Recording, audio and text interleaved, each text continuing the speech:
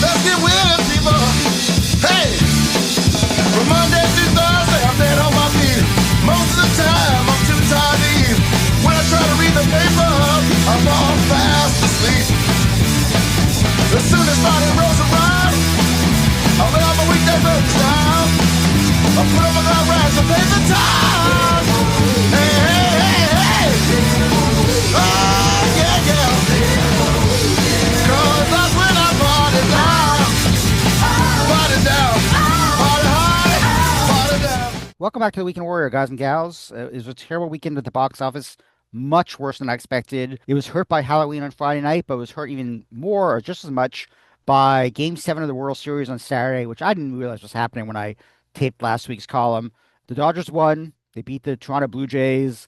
The bigger problem is that Toronto and LA are two of the three major theatrical cities in North America. So both cities probably did not have much movie going on Saturday night.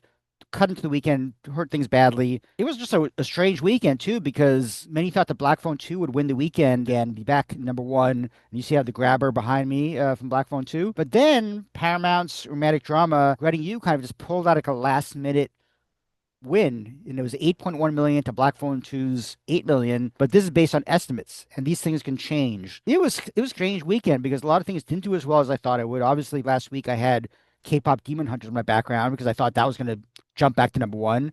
But it didn't. It made only like 5.3 million. So it was generally a terrible weekend. I think this is a good lesson, like not to release movies over Halloween weekend. Hopefully this weekend we'll do much better, and we'll find out in a few seconds as I go through the movies coming out, which is actually crazy, but it's about 6 wide releases, if you can believe that.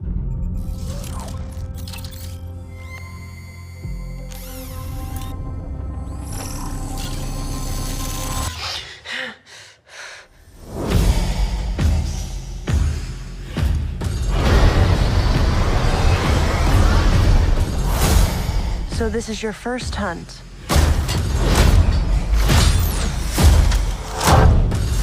And you've come to the most dangerous planet in the universe.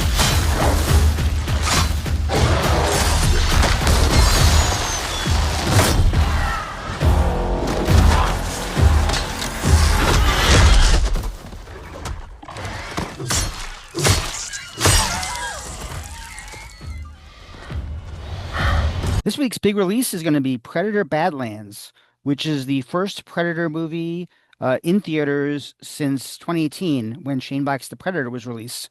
We'll get into that box office in a second. Of course, most people know Predator from the 1987 movie starring Arnold Schwarzenegger, which kind of helped make him a big star along with The Terminator. And that got a sequel in 1990 with Predator 2, also very popular. And then kind of just disappeared for a while. And then they started doing like Alien versus Predator movies.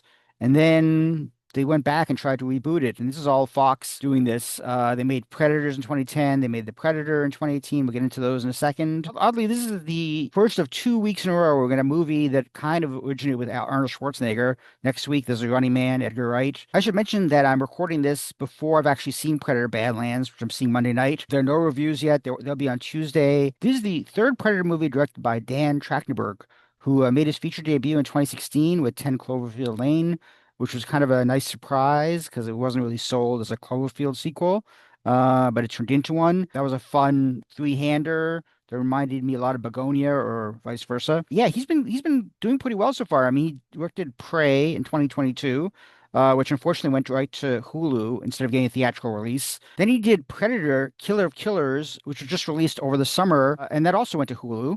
But both movies were very, very popular, even though they didn't have any kind of box office to go by. People really liked them, both critics and audiences. But if you go to Rotten Tomatoes, Prey got 94% from critics. Killer of Killers got 95% from critics. And then audiences gave Prey 74%. And they gave Killer of Killers 88%. This is going to be a very different movie from the Arnold Schwarzenegger movie. As you can see in the background, it stars Elle Fanning, who is also in Sentimental Value that opens in New York, LA this weekend. Elle Fanning doesn't really do movies like this, which is more of like an action thriller. And she's playing like a cyborg type character with some connections maybe to Alien. There's a lot of like rumors swirling around. Again, I haven't seen the movie yet, so I don't want to like make any judgments. I've seen the trailer, as many people have. But generally, I think people are looking forward to this one because they like Prey. They like Killer of Killers. They both got, decent reviews, as I mentioned before. Let's look at the box office for previous Predator movies. We can go all the way back to 87 and 90 and see that, It did okay. There wasn't no huge amounts, but I mean, 100 million in 1987 worldwide. It's actually pretty good. But then we come to like 2010 when they were trying to reinvigorate the franchise in Predators, which was produced by Robert Rodriguez, directed by Nimrod Antal. It opened with like 24.7 million. It's not great when you look at Alien versus Predator. I mean, opened lower. They only made $52 million. Eight years later, they made The Predator. That was Shane Black who directed it. Cost twice as much, 88 million, made about the same, a little more worldwide. Dan Trachtenberg kind of took over with Prey in 2022. He has the animated Predator Killer Killers. He's kind of taking over this franchise a little bit, and I think people are more likely to have seen these movies, and that makes them more excited for Predator Badlands than any of these other movies. Even going back to the Schwarzenegger movies and Predator 2, I don't think that many young people have seen those movies. They are a long time ago. That will help bring in some of the older males, but for younger people, it'll be more about these newer movies here. One thing I want to mention is the production budget. And you see the new one costs $100 million versus 65 million for Prey. It is more than The Predator. It is the biggest budget Predator movie so far. It's definitely going to be interesting to see how Disney does with this first theatrical Predator movie. Again, Elle Fanning is not the most likely star for this kind of movie, but I think the real star is the Predator and the action and the creatures, the VFX. Right now, Disney's coming off Tron Ares, which didn't do very well. It only opened with 33 million when people are expecting more in the 40s. We do have to consider that production budget and whether or not Disney will see it as a success because it did cost $100 million to make, probably more money to market. I mean, I think if it makes 30 something million this weekend, it will be number one with very little competition. There are some other movies. We'll talk about those in a little bit, but it's pretty hopeful that this will be the movie that regenerates the franchise for Disney. You must be the lady I've been hearing so much about. Yes, sir. It's an honor to meet you, Mr. King. Now tell me about yourself. Jesse here says that you fight in all pink. I'm from West Virginia. What's that got to do with pink? Nothing, sir. I'm just telling you about myself. Yeah, pink was my idea. That was just a taste of the trailer for a new boxing biopic called CHRISTY, starring Sydney Sweeney as Christy Martin. Believe it or not, there's actually 5 other movies opening wide release against Predator. I'm not sure how many people will even know about 1 or 2 of them, let alone all 5. I have only seen 2 of them, but I want to talk about the 2 movies that I think will do the best at the box office, even though I don't know any theater counts, and I have no idea how much people even know these movies exist. One of the movies is CHRISTY, which I mentioned, starring Sydney Sweeney as boxer Christy Martin, who in 1989 kind of like broke into women's boxing and slowly kind of made that a thing. And she kind of grew more and more famous thanks to Don King, who was promoting her. The movie follows her career from the very beginning in 1989 through around 2010. It stars Ben Foster as her husband slash trainer, Jim Martin, who finds her, trains her, and he's also like really abusive and terrible. It's a biopic that some people will like, some people hate. I don't know how many people even know who Christy Martin is. I assume boxing fans will know her and be interested in her story. I think City Sweeney fans might be interested in this. You never know with this kind of thing. The movie is written and directed by Australian filmmaker David Michôd, who originally did Animal Kingdom. He also did a movie called The King and The Rover, and a movie called The War Machine. Sydney Sweeney has been in 2 of the movies this year so far. She starred in a movie called Americana back in August, and then a week later she starred in a movie called Eden, directed by Ron Howard. Americana, as you can see, didn't report any box office, even though it was released in theaters. Eden barely made a dent. It was made almost no money at all, even though I thought she was good in both movies. She has a movie called Housemaid, a thriller coming out in December. But otherwise, she's been pretty busy and pretty popular since appearing out of Euphoria, I'd say. She had a huge hit called Anyone But You with Glenn Powell back in 2023.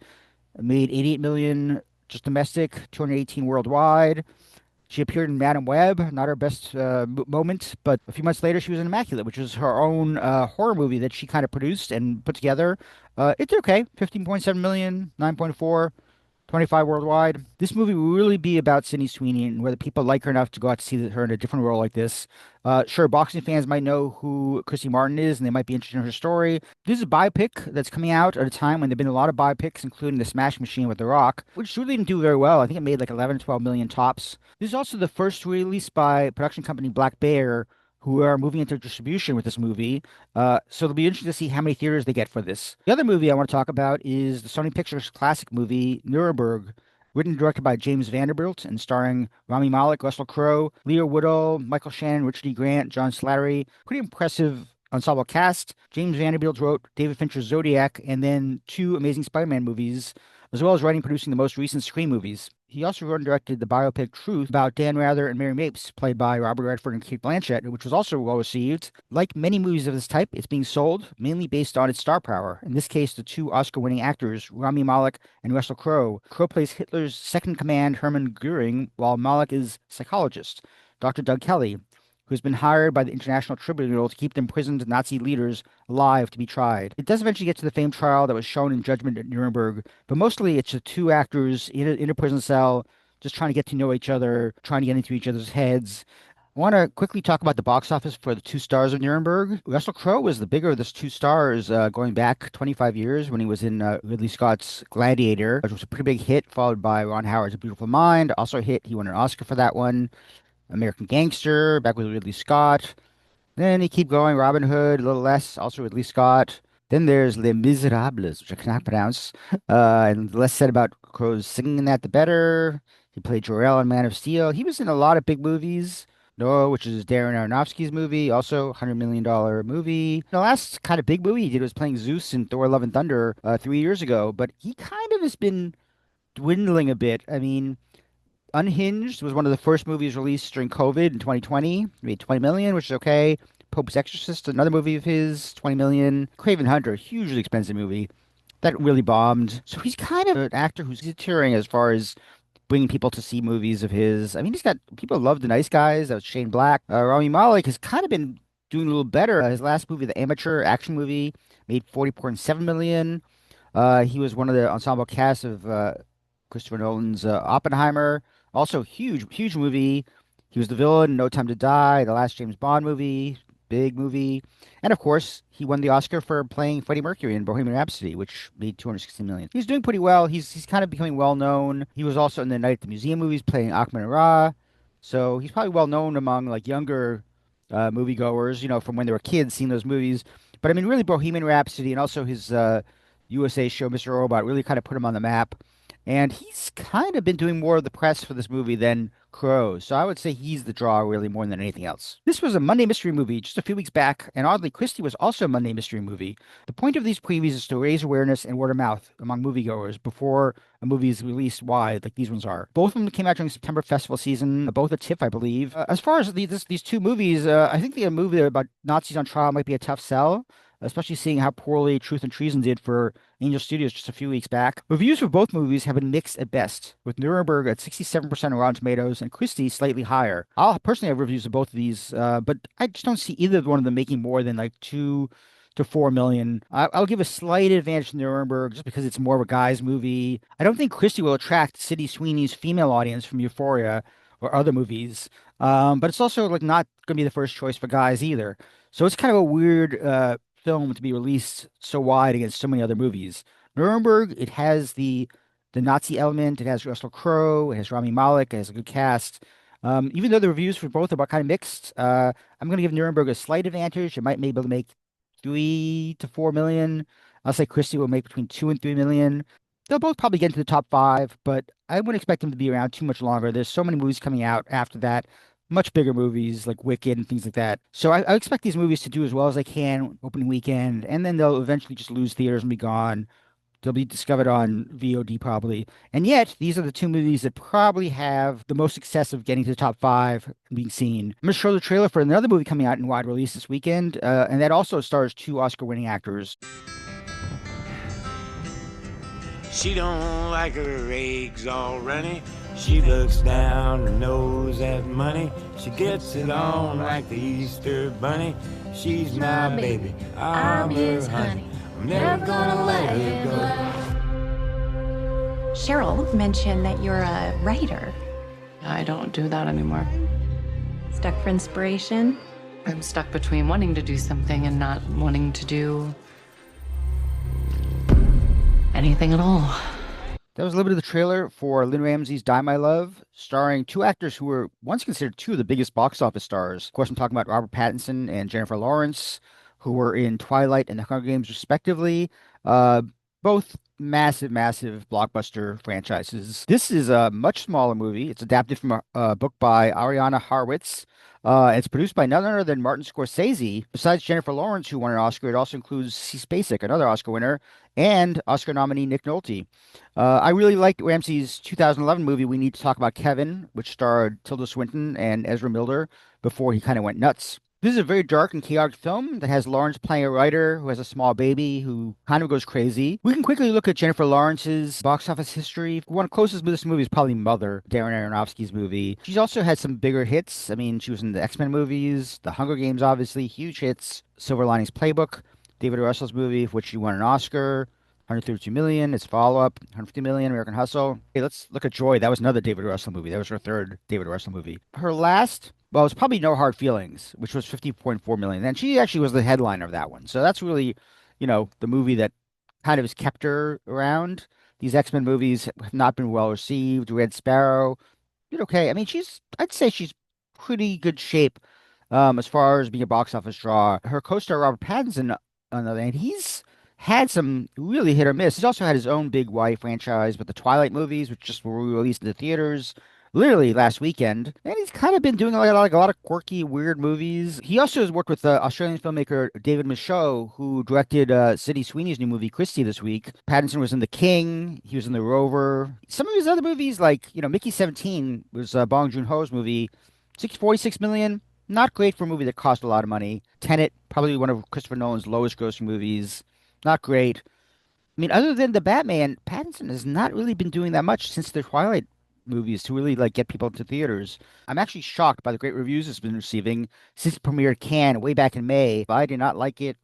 I gave it about a half hour. I was just not into it at all. I had other things to do. I'm not even sure the most diehard J-Law or RPAT fans will be able to get through it either. I'm not sure they'll be very interested in it at all. I also don't know how many theaters movie is releasing it into. That's kind of like the theme of the week. I don't expect it to make more than like 2 million, maybe tops. Again, that theater count makes a huge difference. If it's in 500 theaters, it's going to make less. If it's in 1,000 theaters, it might make a hair more. This is a movie that'll play well in the main big cities, not so well anywhere else. So it's probably shouldn't even be going wide. Other movies out this week that have even less awareness, I would guess. MGM's Orion Pictures is releasing Sarah's Oil, which I actually found out recently is a story connected to a friend of mine, film critic Sean Edwards. It's related to his family. I actually want to see it now, just knowing that fact. But otherwise, I literally know nothing about this movie. I did not see a trailer. Sarah's Oil is a faith-based film, I believe. The movie stars Zachary Levi, who has been doing a lot of faith-based films in recent years. Besides playing Shazam in 2 movies for DC, he also did The Unbreakable Boy earlier this year. Back in 2021, he starred in American Underdog, The Kurt Warner Story, which did quite a bit better. But he's basically known for the Shazam movies. He did Shazam in 2019, which did really well. The sequel in 2023, not so well. I also forgot that he also was in the Thor movies, the latter two. He actually replaced an actor as Fandral. He did not appear in the most recent one, Thor: Love and Thunder. Yeah, Zachary Levi is pretty well known. Oh, I also mentioned Harold and the Purple Crayon. Bomb, huge bomb. He played Harold. Look at Zachary Levi.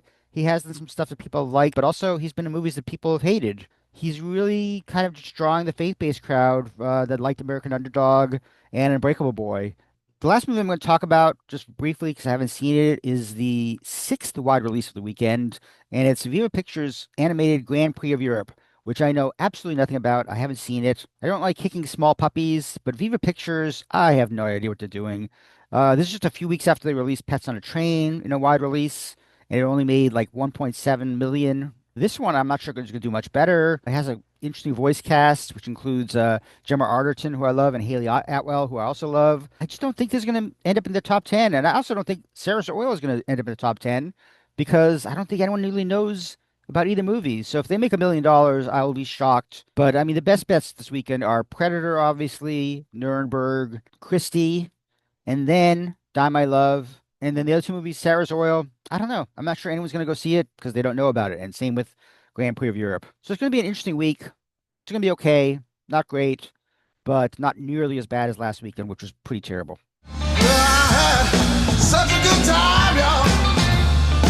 I had such a good time.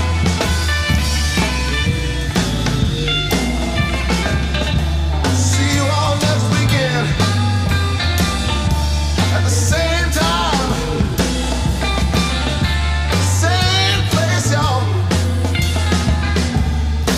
It is